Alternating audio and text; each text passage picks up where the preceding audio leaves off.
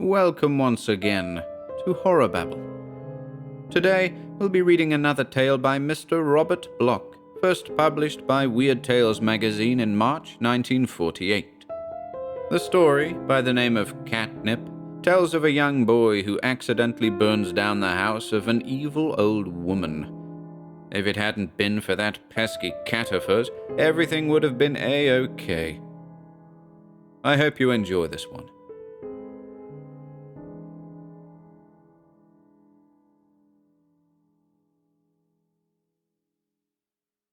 Catnip by Robert Bloch.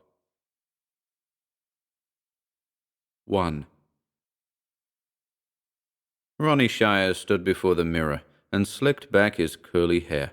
He straightened his new sweater and stuck out his chest. Not bad.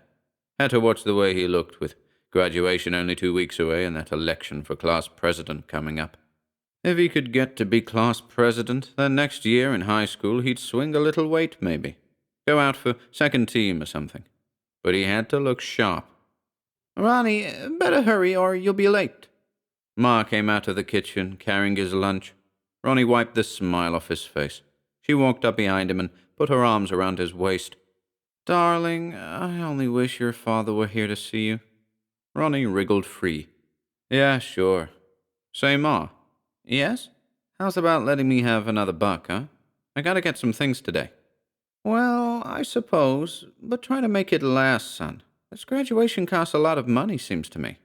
"I'll make it up to you someday, Ma." He watched her as she fumbled in her apron pocket and produced a wadded dollar bill. "Thanks. Be seeing you."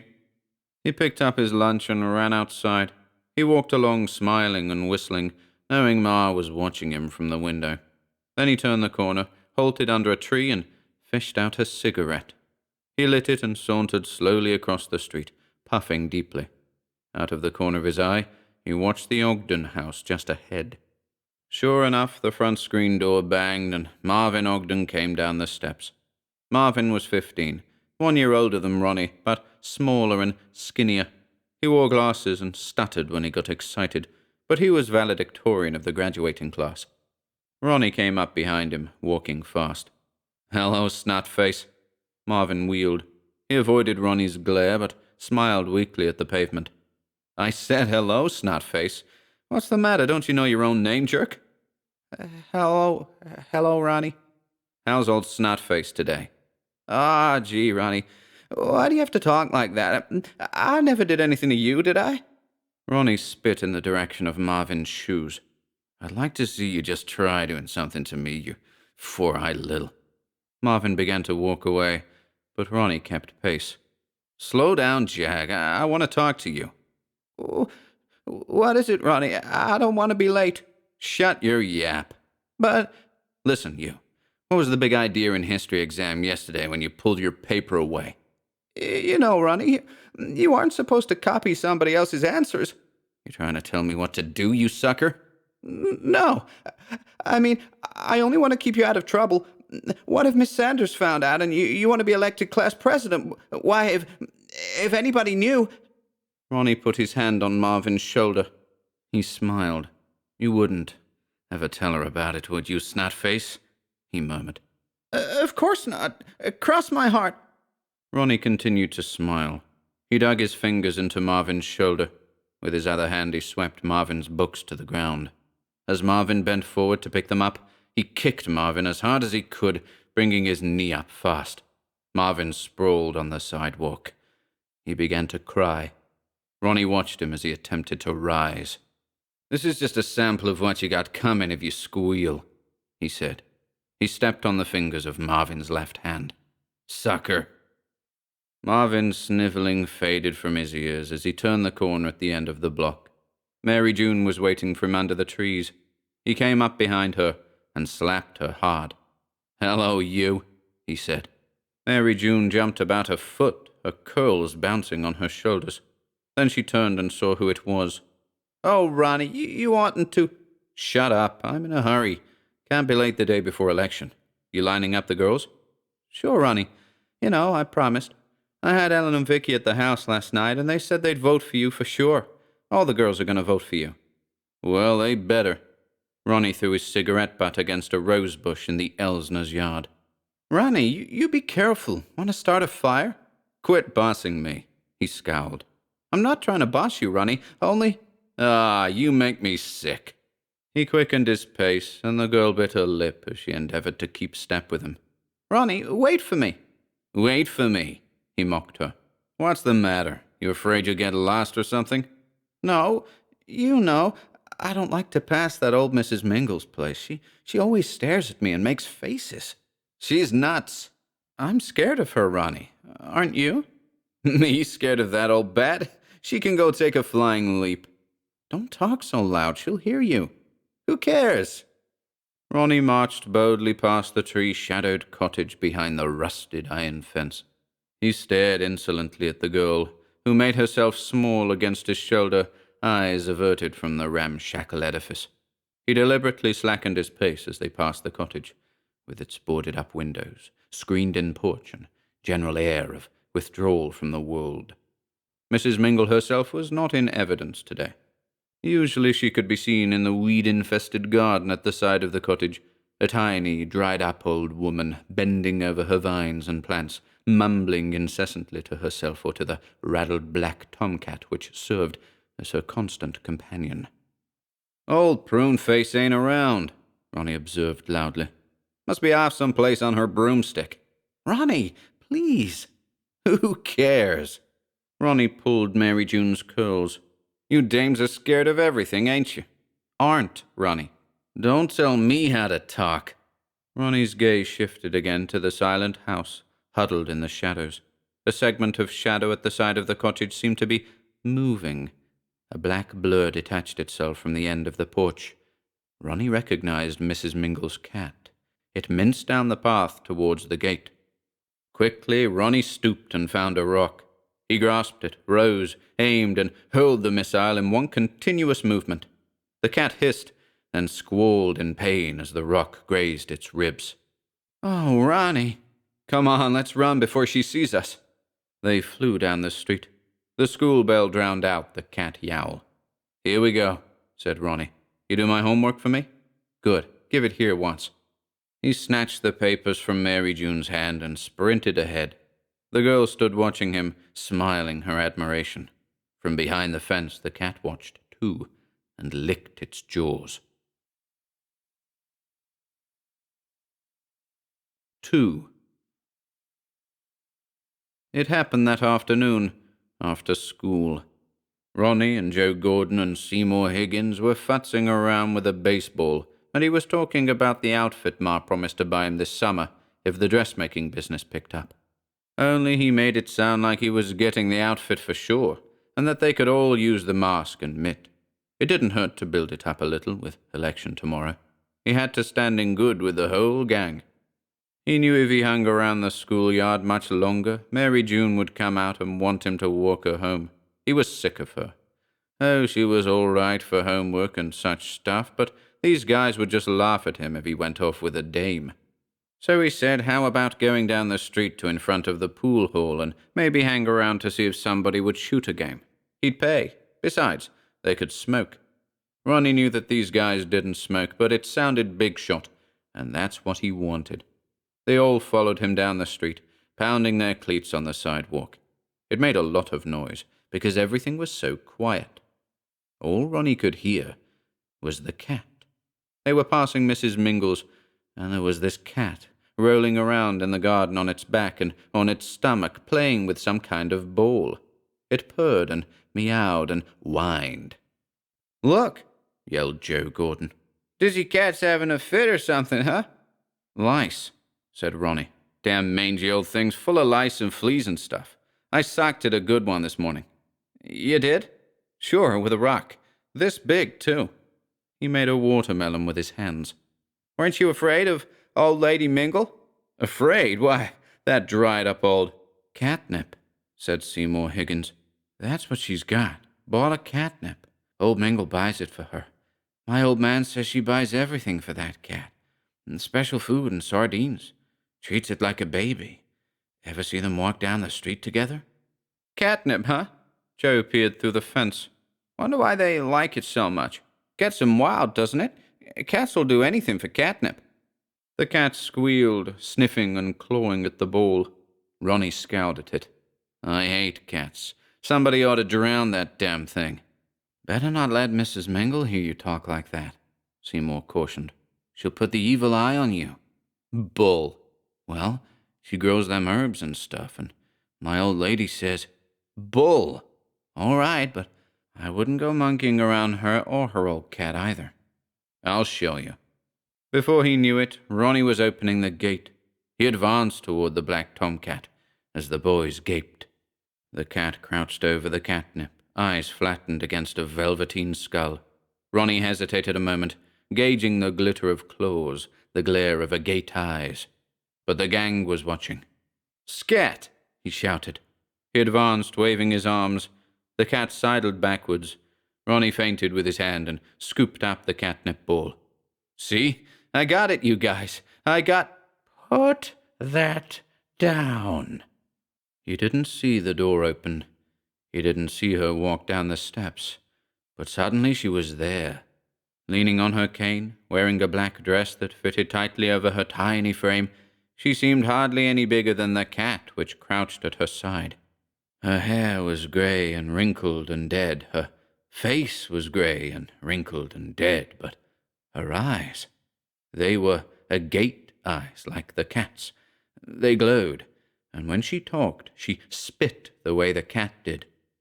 "Put that down, young man." Ronnie began to shake. It was only a chill. Everybody gets chills now and then. And could he help it if he shook so hard the catnip just fell out of his hand? He wasn't scared. He had to show the gang he wasn't scared of this skinny little dried-up old woman. It was hard to breathe, he was shaking so, but he managed. He filled his lungs and opened his mouth. You old witch!" he yelled. The agate eyes widened. They were bigger than she was. All he could see were the eyes, witch eyes. Now that he said it, he knew it was true. Witch. She was a witch. "You insolent puppy. I've a good mind to cut out your lying tongue." Gee, she wasn't kidding. Now she was coming closer, and the cat was inching up on him. And then she raised the cane in the air. She was going to hit him. The witch was after him. "Oh, Ma, no, don't, oh." Ronnie ran. 3. Could he help it? Geez, the guys ran too. They'd run before he did even. He had to run. The old bat was crazy. Anybody could see that. Besides, if he'd stayed, she'd have tried to hit him, and maybe he'd let her have it. He was only trying to keep out of trouble, that was all. Ronnie told it to himself over and over at supper time, but that didn't do any good, telling it to himself.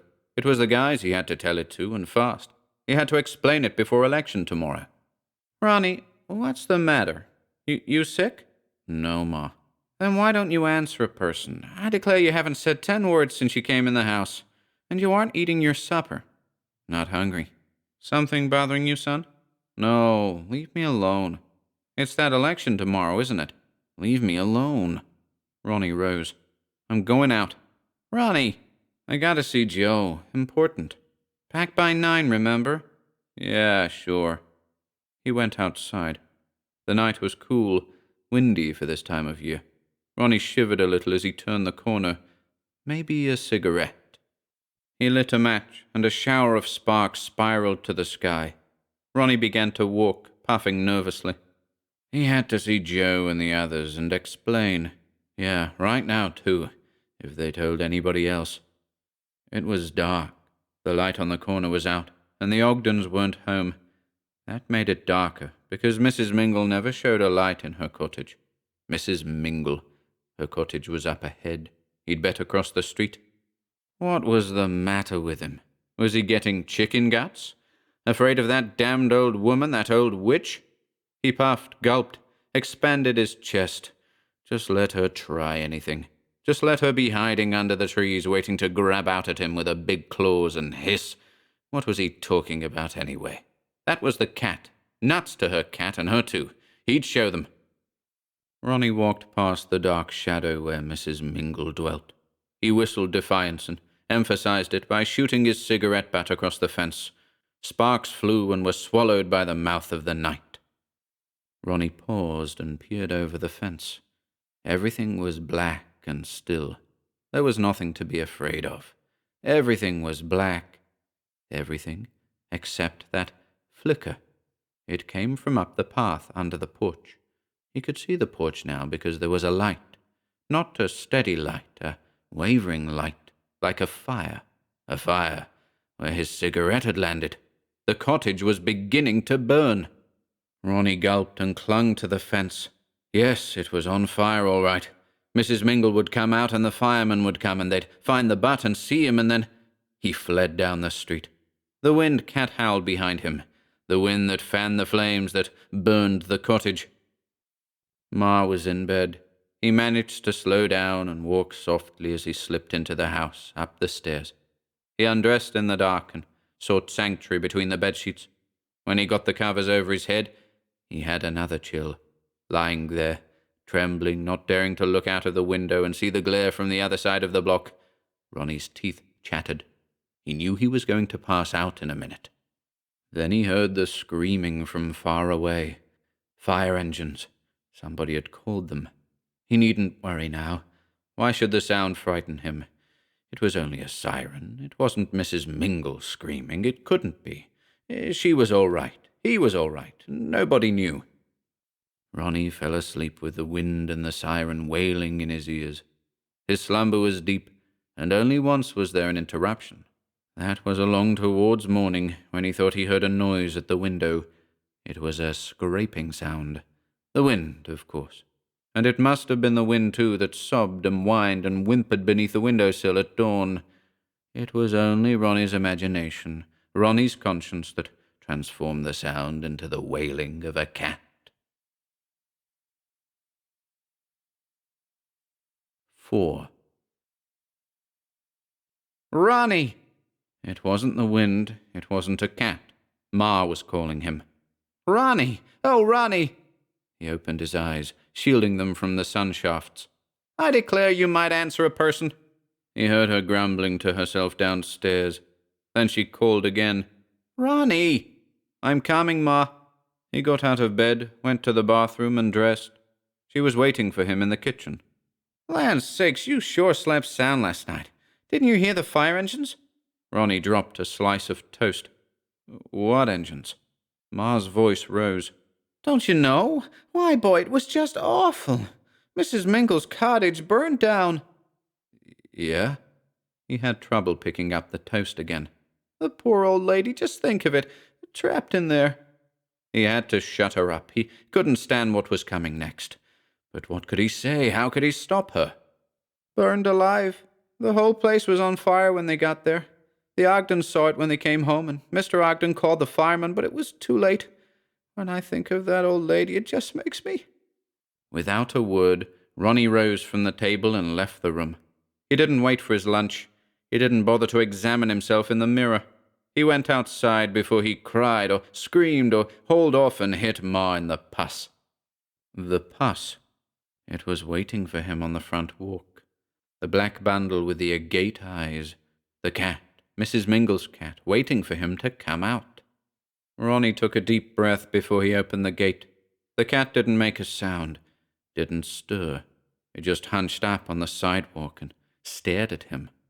He watched it for a moment, then cast about for a stick. There was a hunk of lath near the porch. He picked it up and swung it. Then he opened the gate. "Scat!" he said. The cat retreated. Ronnie walked away. The cat moved after him. Ronnie wheeled, brandishing the stick. "Scram before I let you have it!" The cat stood still. Ronnie stared at it. Why hadn't the damn thing burned up in the fire, and what was it doing here? He gripped the lathe. It felt good between his fingers, splinters and all. Just let that mangy Tom start anything. He walked along, not looking back. What was the matter with him? Suppose the cat did follow him. It couldn't hurt him any. Neither could old Mingle. She was dead, the dirty witch. Talking about cutting his tongue out. Well, she got what was coming to her, all right. Too bad her scroungy cat was still around. If it didn't watch out, he'd fix it, too. He should worry now. Nobody was going to find out about that cigarette. Mrs. Mingle was dead. He ought to be glad. Everything was all right. Sure, he felt great. The shadow followed him down the street. "Get out of here!" Ronnie turned and heaved the lathe at the cat. It hissed. Ronnie heard the wind hiss, heard his cigarette butt hiss, heard Mrs. Mingle hiss. He began to run. The cat ran after him. Hey, Ronnie!" Marvin Ogden was calling him. He couldn't stop now, not even to hit the punk. He ran on. The cat kept pace. Then he was winded and he slowed down. It was just in time, too. Up ahead was a crowd of kids standing on the sidewalk in front of a heap of charred, smoking boards. They were looking at Mingle's cottage. Ronnie closed his eyes and darted back up the street. The cat followed. He had to get rid of it before he went to school. What if people saw him with her cat? Maybe they'd start to talk. He had to get rid of it. Ronnie ran clear down to Sinclair Street. The cat was right behind him. On the corner, he picked up a stone and let fly. The cat dodged. Then it sat down on the sidewalk and looked at him. Just looked. Ronnie couldn't take his eyes off the cat, it stared so. Mrs. Mingle had stared too, but she was dead, and this was only a cat he had to get away from fast. The streetcar came down Sinclair Street. Ronnie found a dime in his pocket and boarded the car. The cat didn't move. He stood on the platform as the car pulled away and looked back at the cat. It just sat there. Ronnie rode around the loop, then transferred to the Hollis Avenue car. It brought him over to the school 10 minutes late. He got off and started to hurry across the street. A shadow crossed the entrance to the building. Ronnie saw the cat. It squatted there, waiting. He ran. That's all Ronnie remembered of the rest of the morning. He ran, and the cat followed. He couldn't go to school. He couldn't be there for the election. He couldn't get rid of the cat. He ran. Up and down the streets, back and forth, all over the whole neighborhood, stopping and dodging and throwing stones and swearing and panting and sweating, but always the running, and always the cat right behind him. Once it started to chase him, and before he knew it, he was heading straight for the place where the burned smell filled the air, straight for the ruins of Mrs. Mingle's cottage. The cat wanted him to go there, wanted him to see. Ronnie began to cry. He sobbed and panted all the way home. The cat didn't make a sound. It followed him. All right, let it. He'd fix it. He'd tell Ma. Ma would get rid of it for him. Ma! Ma! He yelled as he ran up the steps. No answer. She was out, marketing, and the cat crept up the steps behind him. Ronnie slammed the door, locked it. Ma had her key. He was safe now. Safe at home. Safe in bed. He wanted to go to bed and pull the covers over his head, wait for Ma to come and make everything all right. There was a scratching at the door. Ma! His scream echoed through the empty house. He ran upstairs. The scratching died away. And then he heard the footsteps on the porch. The slow footsteps. He heard the rattling and turning of the doorknob. It was old Lady Mingle coming from the grave. It was the witch coming to get him. It was... Ma! Ronnie, what's the matter? What you doing home from school? He heard her. It was all right. Just in time, Ronnie closed his mouth. He couldn't tell her about the cat. He mustn't ever tell her. Then everything would come out. He had to be careful what he said. I got sick to the stomach, he said. Miss Sanders said I should come home and lay down. Ronnie lay in bed and dozed as the afternoon shadows ran in long black ribbons across the bedroom floor. He smiled to himself. What a sucker he was. Afraid of a cat. Maybe there was no cat. All in his mind. Dope. Ronnie, you all right? Ma called up from the foot of the stairs. Yes, Ma, I feel lots better. Sure, he felt better. He could get up now and eat supper if he wanted. In just a minute he'd put his clothes on and go downstairs. He started to push the sheets off. It was dark in the room now, just about supper time. Then Ronnie heard it. A scratching, a scurrying. From the hall? No, it couldn't be in the hall. Then where? The window. It was open. and the scratching came from the ledge outside. He had to close it fast. Ronnie jumped out of bed, barking his shin against a chair as he groped through the dusk. Then he was at the window, slamming it down tight. He heard the scratching, and it came from inside the room. Ronnie hurled himself upon the bed, clawing the covers up to his chin. His eyes bulged against the darkness. Where was it? He saw nothing but shadows. Which shadow moved? Where was it? Ronnie didn't know. All he knew was that he lay in bed, waiting, thinking of Mrs. Mingle and her cat, and how she was a witch and died because he'd killed her. Or had he killed her? He was all mixed up. He couldn't remember. He didn't know what was real and what wasn't real anymore. He couldn't tell which shadow would move next. And then he could. The round shadow was moving. The round black ball was inching across the floor from beneath the window. It was the cat, all right, because shadows don't have claws that scrape. Shadows don't leap through the air and perch on the bedpost, grinning at you with yellow eyes and yellow teeth, grinning the way Mrs. Mingle grinned. The cat was big, its eyes were big, its teeth were big. It crouched there, hunching to spring. Ronnie opened his mouth to scream. Then the shadow was sailing through the air, coming at him, at his face, at his open mouth. The claws were fastened in his cheeks, forcing his jaws apart. And the head dipped.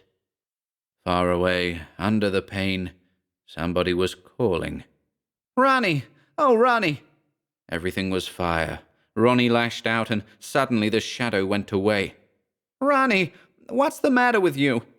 He sat bolt upright in the bed. His mouth worked, and he opened it to scream, but no sound came out. Nothing came out, except that gushing red wetness. "Ronnie, why don't you answer me?" A horrible guttural sound came from deep within Ronnie's throat, but no words. There never would be any words. "Ronnie, what's the matter? Has the cat got your tongue?"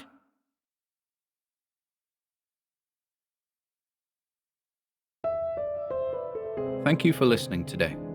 If you'd like to support our work here at HorrorBabble, be sure to check out the video description below, where you'll find links to our Bandcamp and Patreon pages, our merch store over at Teespring, and further information relating to our releases on Audible, iTunes, and Spotify. And until next time,